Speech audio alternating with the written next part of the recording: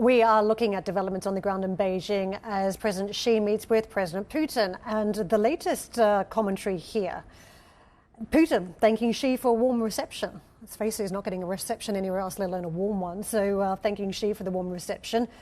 Talks showed the importance of the relationship. Partnership with China is an example of how relations should work, according to Putin, and logical that his first foreign trip is to China.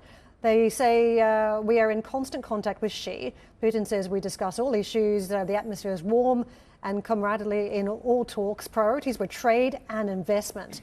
Putin saying Russia has increased food exports to China.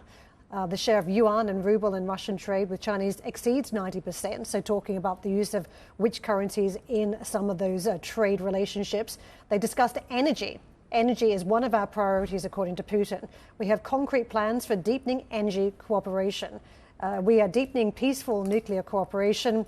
Another point here, as we talk about trade tariffs in recent days between the Americans and the Chinese. Putin, we welcome Chinese car makers in our market.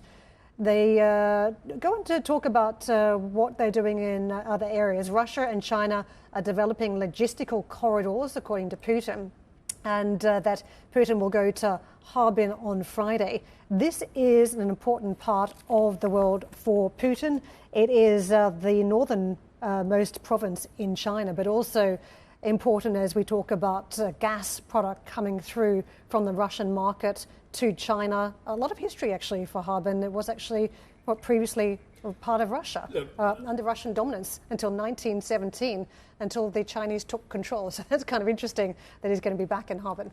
There's only one senior partner in this relationship, and that's President Xi. The Russians need the Chinese more than the Chinese need the Russians. In fact, you talked about Putin's priority on energy. Not much it's not, because, I mean, the Chinese have been delaying on the latest pipeline for a very long time as well. Power of Siberia 1's there-ish, but Power of Siberia 2 would basically concrete that relationship, and the Russians are desperate for it because they've been shut out of European markets on the flow of energy products, and as well, to a certain degree, and as such they desperately need the Chinese, and also they need the Chinese support and industrial military complex support potentially as well, and that's where the Europeans are worried.